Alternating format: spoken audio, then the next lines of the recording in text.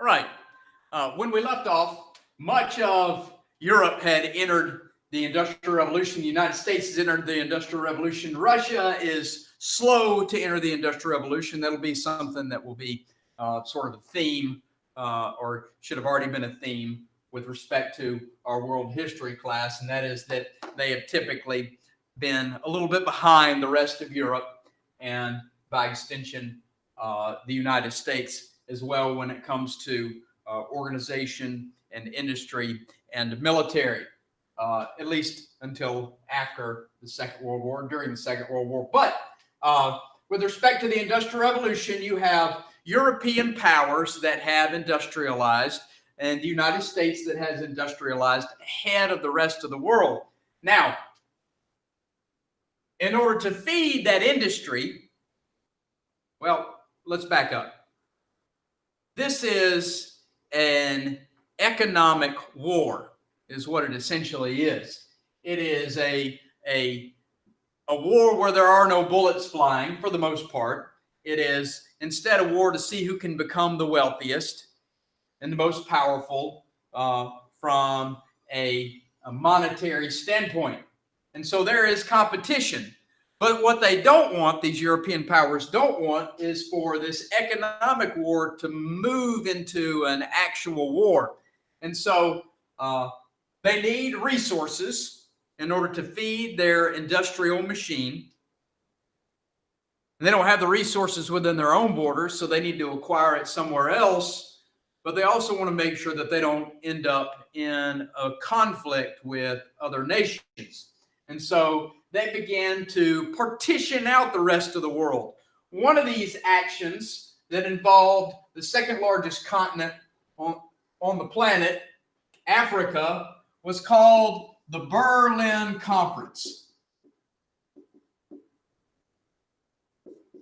They convened in 1884, and essentially they all of the European industrial powers were invited. The United States was invited. We declined. We said, shame on y'all for taking over other nations. Shame on y'all for taking advantage of other peoples for your own monetary gain, while at the same time we were expanding westward, pushing Native Americans off their land. Nobody's innocent, right? So the Berlin Conference convened, and they discussed how they would divide up Africa. Naturally, Africa was not invited, because if you're going to rob somebody's house, you don't invite the people you're going to rob. Instead, you say, okay, you can ransack the living room, and you can ransack the master bedroom. You can take the other bedrooms. You can take the safe in the back, or whatever. Well, they divided up who would take what sections of Africa, and once the meeting had concluded, well, then the carving up began. Militaries moved in, industrial and political muscle moved in, and they began to seize territories. In fact, the borders that you see, if you can see it on your screen, the borders that you see in Africa were by and large drawn by European powers.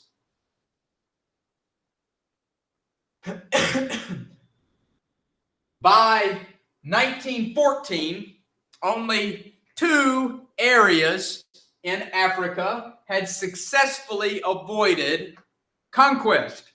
1, Ethiopia, and 2, Liberia, right there. Now, with respect to Liberia, Liberia had been a colony carved out, or rather a country carved out in the mid-1800s, 1847, I believe, as a place for freed slaves to return to Africa. If you were a freed slave in Europe or European colonies or in the United States and you wished to return to Africa, Liberia was the place for you to go. Now, ironically enough, these freed slaves arrived in Liberia and suppressed the people that were currently living there, and in some cases enslaved them. Ethiopia maintained its independence because they had gold mines, and Italy was slated, according to the Berlin Conference, to be the ones that conquered Ethiopia. Well, the king of Ethiopia is no fool. He sees this is about to take place. he recognizes that he has this big old pile of gold, and he says, I know what I'll do. I'll buy a bunch of modernized weapons from the Europeans. I'll hire some European generals to come and train my men in the use of these weapons and to be observers and advisors. And when the Italians show up, we'll be ready. And that's exactly what happened. When the Italians invaded Ethiopia, the Ethiopian army had been supplied with modernized weapons and equipment. They had been trained by European officers, and they were ready and were able to successfully avoid Italian conquest. Nevertheless, the rest of Africa has been carved up. Also during this time, Britain has been in conflict with the French for control of India. By the early mid-1700s, that's no longer the case. They have seized India, so Britain has a strong foothold here. And China is revisited. Well, if you'll recall from the first video, China had said, we want nothing to do with the outside world. You have nothing to offer us. Your goods, your culture, and your people are inferior. Well, by the early mid-1800s, Britain comes knocking again.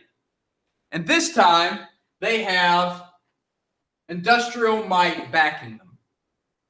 They have mass-produced rifles, mass-produced cannons. They have steamships. They are an impressive-looking crew that rolls into port cities in China and says, you're going to do business with us. The Chinese are forced to accept this forced business. One issue that the UK had, however, that Britain had, was they really didn't have anything to sell that the Chinese wanted. Until they were able to discover something that would sell. In one of their other properties that had been acquired through force, in this region, they were growing something called opium.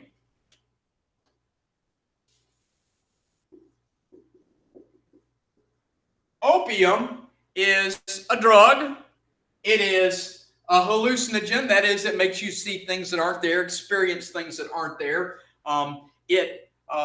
At a biological level, it forces or tricks neurons to fire simultaneously instead of in sequence. So that's why you hallucinate. It produces a euphoric state.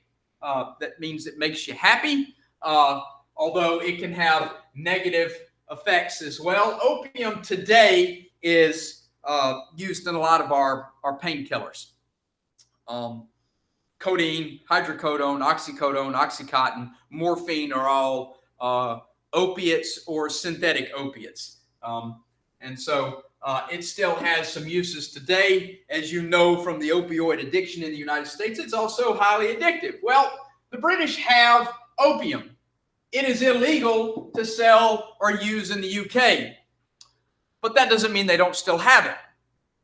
And because they have it, and because it's a highly addictive substance, they began to sell it in China where it was not illegal. And so Britain essentially becomes, congratulations to Britain, the world's largest drug dealer ever. So they sell opium to the Chinese people in exchange for all of those Chinese goods that are desired. Their tea, their porcelain, their silks, their fine metalwork, handcrafted metalwork. So they began to have something to sell here. Well, the Chinese aren't happy about this. The Emperor of China, who, by the way, also is using opium, insists that one of his ministers stop this opioid epidemic because it has become a terrible crisis in China. Many of the people are smoking opium and hookah, and they go to these places where they chase the dragon. That was the colloquialism for using opium, chasing the dragon. Well, the emperor wants it stopped. And so one of his advisors travels to the UK, petitions the Parliament of the UK, and petitions the nobility and the royalty to stop the sale of opium, and talks about the horrible consequences that it has for the Chinese people. Well, it's making the UK a lot of money. They're not going to stop. And so they refuse. So in response, these Chinese officials begin to seize opium brought in by the British and destroy it. Well, whenever you destroy a drug dealer's drugs without paying him for them, he tends to be unhappy about it. So this is no exception. The British use this as an excuse to send an army over, and they begin to take over areas of China. This was called the Opium War, 1838. In the Opium War, the British win, the Chinese lose, and China is forced to give up the port city of Hong Kong to the British. They're forced to give up the port city of Shanghai to the British, and they're forced to agree to a lot of other trade concessions. Britain doesn't want to control China officially, but they do want a foothold in China, and they receive it. Right. As you can imagine, the people of China are not happy about this, and a revolution occurs. This revolution was led by a man named Sun Yat-sen, and he sets up a democracy. This is in the early 20th century, late 1800s, early 1900s. Sun Yat-sen sets up a democracy in China. They're still having to make concessions to Great Britain. They're still making concessions to the United States, to Germany, and other places, but they change styles of government. Now to Japan.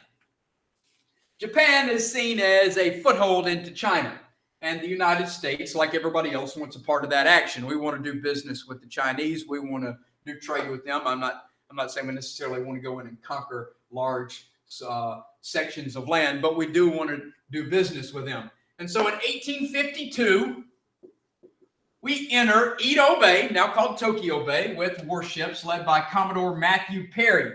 And in his possession is a letter that basically says to Japan, open your ports to U.S. trade or else. Well, the Japanese, still in the Tokugawa shogunate, they're led by a shogun still, recognize that they are hopelessly outmatched militarily and agree to these concessions. This is very embarrassing to the Japanese, very embarrassing to the Japanese people, and there begins to be a push to end shogun rule. So in 1868, a young emperor about your age, 15, 16 years old, begins something called the Meiji Restoration. They don't want to end up like China. They don't want to be carved up like a Thanksgiving turkey. And so in the Meiji Restoration, which simply means enlightened rule, okay, they take the experts from Japan and send them throughout the globe to learn how the best countries do what they do best. For example, they may send their bankers to Switzerland to learn how banks are done best. They may send their mechanical engineers to Britain or the United States or Germany to learn how factories are run. They may send their admirals and their shipbuilders to the UK to learn how the best ships in the world are built. They may send other individuals to the United States to learn how armies are put together or railroads are put together. The result is from 1868 to 1900, Japan goes through a massive change. They go from being a farming and fishing village-style nation to being the leading industrial and military power in East Asia. They're the strongest nation in East Asia by 1900. Now, we talked about the carving up of different areas and this economic war. Well, in order to hold on to what you have economically, it also requires that you have quite a few military bases throughout the globe, that you maintain a large military presence in various places, that you grow your military from an innovation standpoint and a sheer number standpoint. This is both Army and Navy. And as you can imagine, when you have a competitor that is growing his military, you wonder why he's doing it. Is he doing it to protect his resources, or is he doing it because he wants to take your resources? And so this leads to some paranoia amongst European nations. And this paranoia leads to the building of alliances and even greater paranoia. And that will spill over into a conflict that was at that time known as the Great War, that we call today World War I, which will be the next video. Thanks for watching.